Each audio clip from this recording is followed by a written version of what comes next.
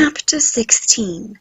As no objection was made to the young people's engagement with their aunt, and all Mr. Collins's scruples of leaving Mr. and Mrs. Bennet for a single evening during his visit were most steadily resisted, the coach conveyed him and his 5 cousins at a suitable hour to Meryton, and the girls had the pleasure of hearing, as they entered the drawing-room, that Mr. Wickham had accepted their uncle's invitation, and was then in the house. When this information was given, and they had all taken their seats, Mr. Collins was at leisure to look around him and admire, and he was so much struck with the size and the furniture of the apartment that he declared he might almost have supposed himself in the smallest summer breakfast parlour at Roux, a comparison that did not at first convey much gratification.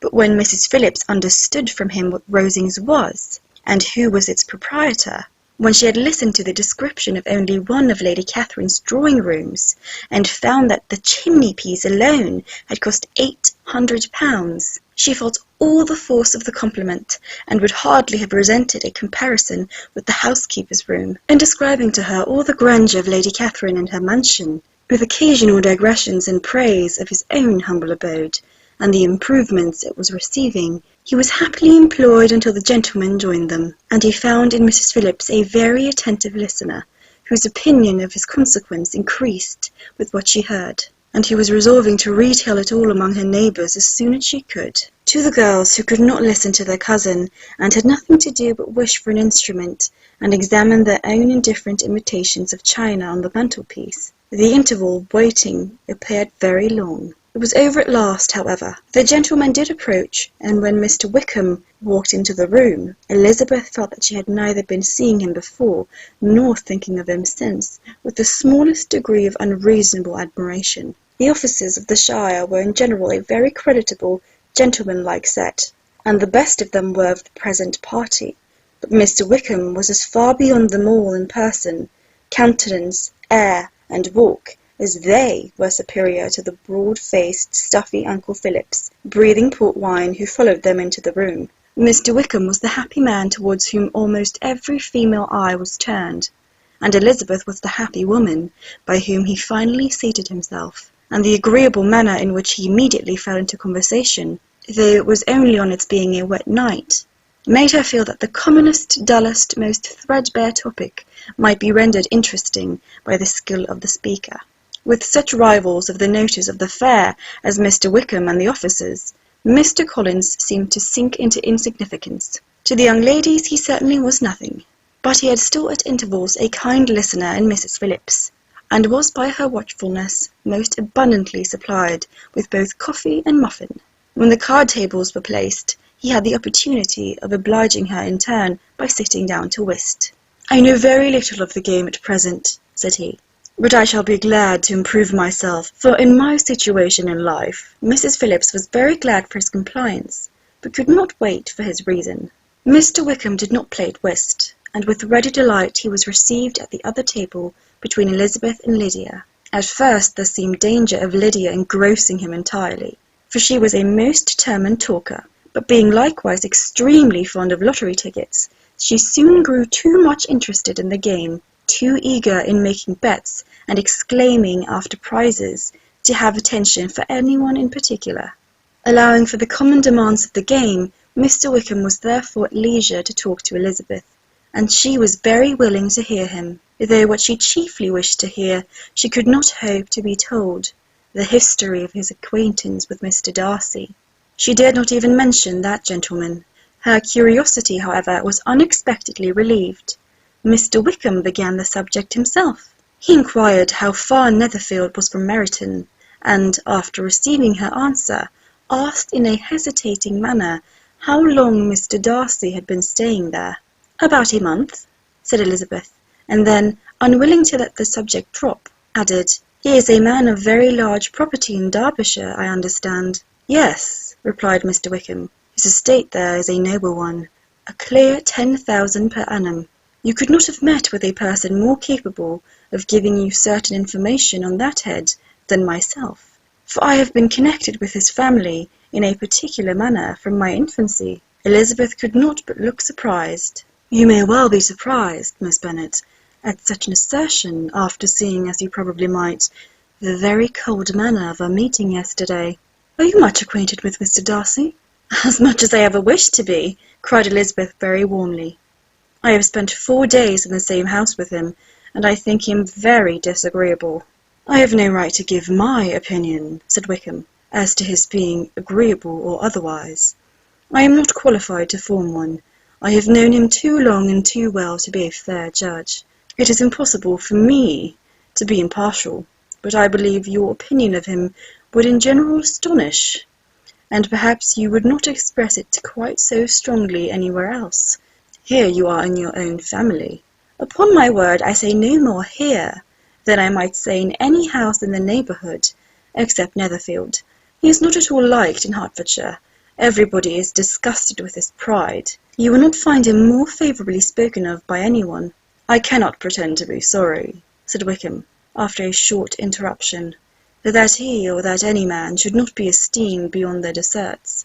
But with him, I believe it does not often happen. The world is blinded by his fortune and consequence, or frightened by his high and imposing manners, and sees him only as he chooses to be seen. I should take him, even on my slight acquaintance, to be an ill-tempered man. Wickham only shook his head. I wonder, said he, at the next opportunity of speaking, whether he is likely to be in this county much longer. I do not at all know, but I heard nothing of his going away when I was at Netherfield. I hope your plans in favour of the shire will not be affected by his being in the neighbourhood. Oh, no. It is not for me to be driven away by Mr. Darcy. If he wishes to avoid seeing me, he must go. We are not on friendly terms, and it always gives me pain to meet him. But I have no reason for avoiding him but what I might proclaim before all the world, a sense of very great ill-usage, and most painful regrets at his being what he is. His father, Miss Bennet, the late Mr. Darcy, was one of the best men that ever breathed, and the truest friend I ever had, and I can never be in company with this Mr. Darcy, without being grieved to the soul by 1,000 tender recollections. His behaviour to myself has been scandalous, but I verily believe I could forgive him anything and everything, rather than disappointing the hopes and disgracing the memory of his father. Elizabeth found the interest of the subject increase, and listened with all her heart, but the delicacy of it prevented further inquiry. Mr. Wickham began to speak on more general topics, Meryton, the neighbourhood, the society, appearing highly pleased with all that he had yet seen, and speaking of the letter with gentle but very intelligible gallantry. It was the prospect of constant society, and good society, he added, which was my chief inducement to enter the shire. I knew it to be a most respectable, agreeable corps, and my friend Danny tempted me further by his account of their present quarters, and the very great attentions and excellent acquaintances Meryton had procured them. Society, I own, is necessary to me. I have been a disappointed man, and my spirits will not bear solitude.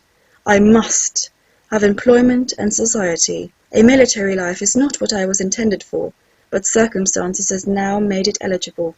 The church ought to have been my profession.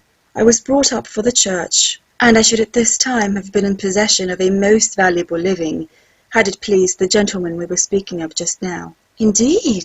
Yes, the late Mr. Darcy bequeathed me the next presentation of the best living in his gift. He was my godfather, and excessively attached to me. I cannot do justice to his kindness. He meant to provide for me amply, and thought he had done it, but when the living fell, it was given elsewhere. Good heavens! Cried Elizabeth. But how could that be? How could his will be disregarded? Why did you not seek legal redress? There was just such an informality in the terms of the bequest as to give me no hope from law.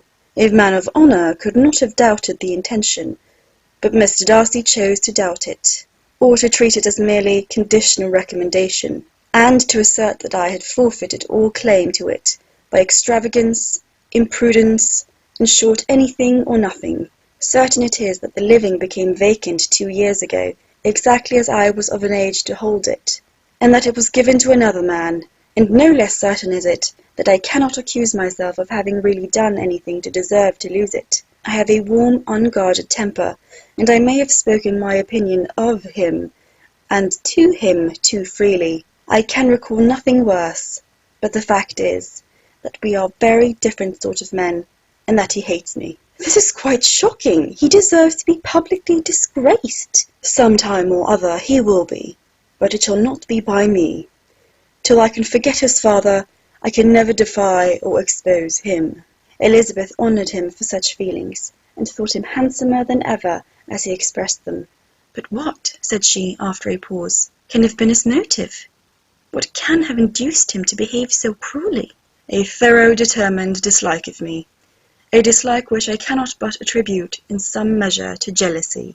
Had the late Mr. Darcy liked me less, his son might have borne with me better, but his father's uncommon attachment to me irritated him, I believe, very early in life.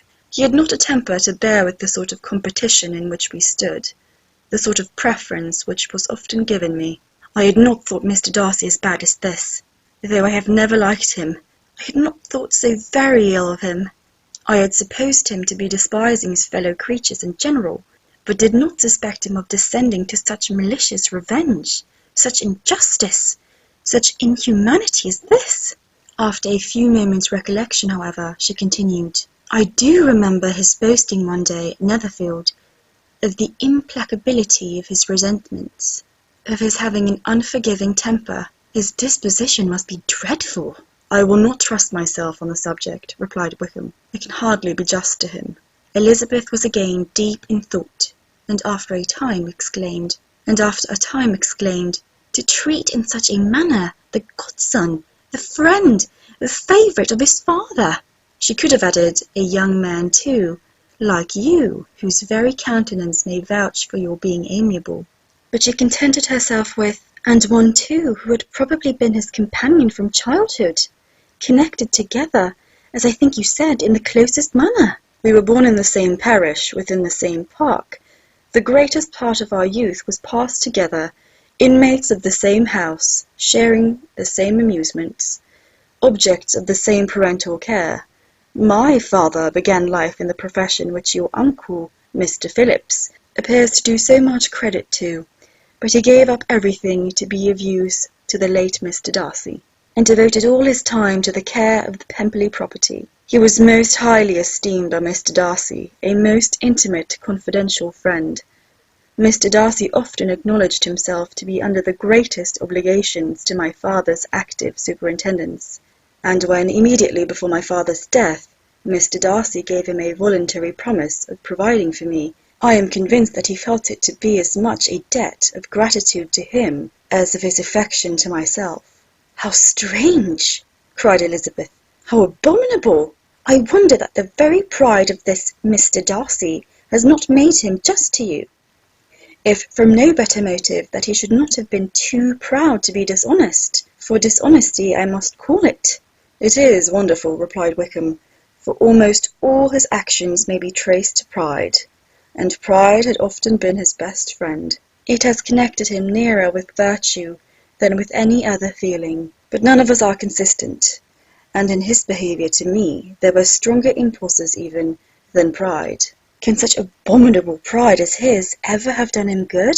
Yes, it has often led him to be liberal and generous, to give his money freely, to display hospitality, to assist his tenants, and relieve the poor. Family pride and filial pride, for he is very proud of what his father was, have done this, not to appear to disgrace his family, to degenerate from the popular qualities, or lose the influence of the Pemberley house, is a powerful motive. He has also brotherly pride, which, with some brotherly affection, makes him a very kind and careful guardian of his sister, and you will hear him generally cried up as the most attentive and best of brothers.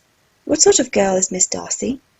He shook his head. I wish I could call her amiable.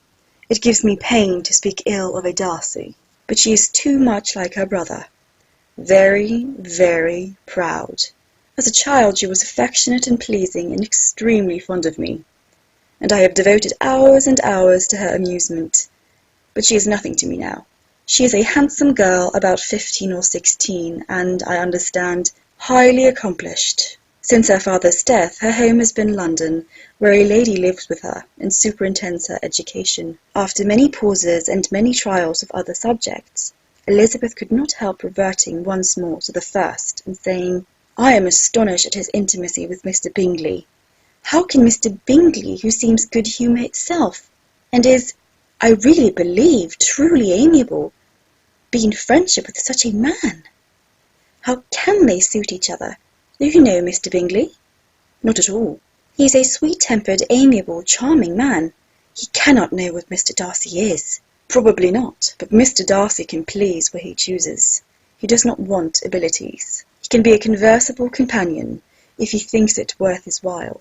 Among those who are at all his equals in consequence, he is a very different man from what he is to the less prosperous. His pride never deserts him, but with the rich he is liberal-minded, just, sincere, rational, honourable, and perhaps agreeable, allowing something for fortune and figure."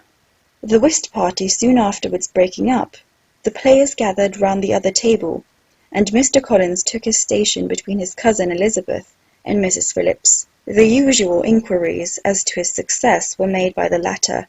It had not been very great. He had lost every point, but when Mrs. Phillips began to express her concern thereupon, he assured her with much earnest gravity that it was not of the least importance, that he considered the money as mere trifle, and begged that she should not make herself uneasy.